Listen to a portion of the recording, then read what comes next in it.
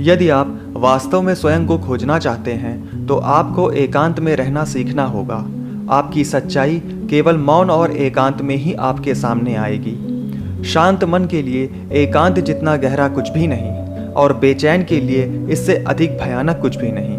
केवल दो प्रकार के लोग हैं जो एकांत में सहज महसूस करते हैं, आलसी और योगी। पहले में जागरूकता की कमी है और दूसरा पूर्ण जागरूक। एकांत से मतलब यह नहीं है कि आप किसी सुदूर स्थान पर रहते हैं जहां आपके पास टीवी, इंटरनेट आदि चीज़ें उपलब्ध हों। एकांत से तात्पर्य यह है कि आप केवल अपने आप में हैं। आप अपनी ही कंपनी में, आपसे बात करने के लिए आपके अतिरिक्त और कोई ना हो।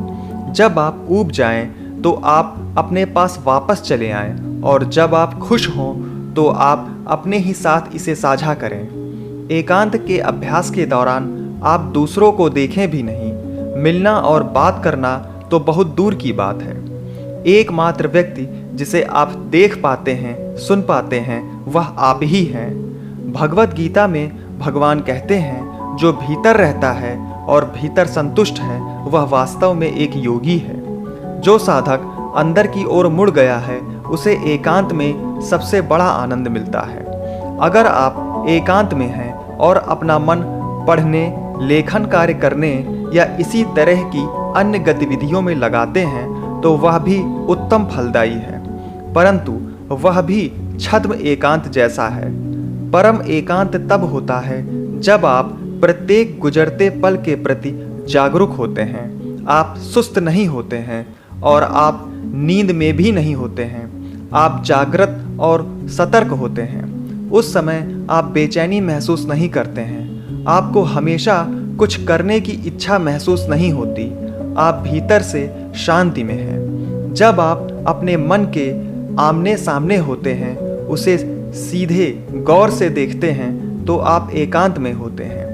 एक योगी जिसने एकांत में रहने की कला में महारत हासिल कर ली है, वह निस्संदेह सबसे बड़ी भीड़ के बीच में भी एकांत में रहेगा।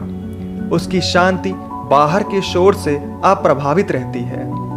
उसकी आंतरिक दुनिया बाहरी दुनिया से अछूती रहती है। शुरुआत में एकांत में बेचैनी और स्तब्धता महसूस करने के बाद आनंद आपके अस्तित्व में प्रवाहित होने लगता है।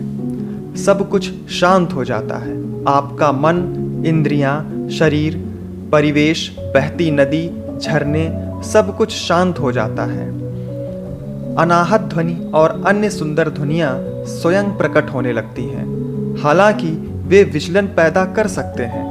एकांत में रहने के लिए बड़े अनुशासन की आवश्यकता होती है।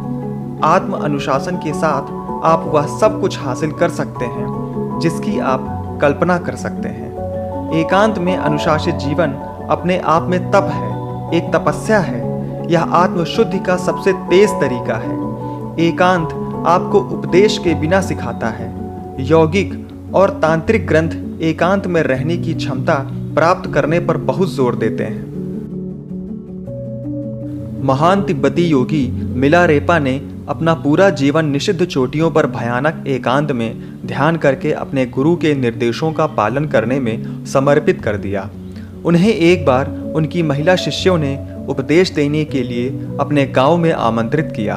उनका तर्क था कि मिलारेपा यदि उनके करीब किसी गांव या शहर में रुकें तो वे अपने तप की महान शक्ति से मानवता की सेवा कर सकेंगे। लेकिन ध्यान के अभ्यास के लिए प्रतिबद्ध मिलारेपा ने उत्तर दिया, एकांत में ध्यान का अभ्यास करना यह अपने आप में लोगों की सेवा है। हालांकि अब मेरा मन नहीं बदलता, फिर भी एक महान योगी के लिए एकांत में रहना एक अच्छी परंपरा है। एकांत के अभ्यास में स्वाभाविक रूप से मौन रहने का अभ्यास शामिल है। आप पहले कम से कम 24 घंटे की छोटी अवधि का चयन करके एकांत का अभ्यास शुरू कर सकते हैं। शहरवासियों के लिए एकांत ढूंढना बेहद कठिन है। शुरुआत करने के लिए आप अपने लिए एक शांत कमरा ढूंढ सकते हैं और उसमें खुद को एक दिन के लिए बंद कर सकते हैं, और फिर धीरे धीरे इसका अभ्यास करने से एकांत की तीव्रता बढ़ती जाती है।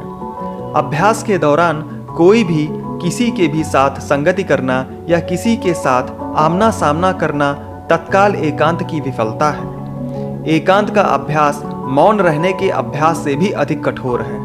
आपके पास एकमात्र कुछ पढ़ने की छूट है। हालांकि वह भी आपके एकांत को प्रभावित करता है, लेकिन यह फिर भी स्वीकार्य है। आपका लक्ष्य अपने मन को सभी व्यस्तताओं से मुक्त करना सीखना है। एक स्वतंत्र मन ही एकमात्र सच्ची स्वतंत्रता है।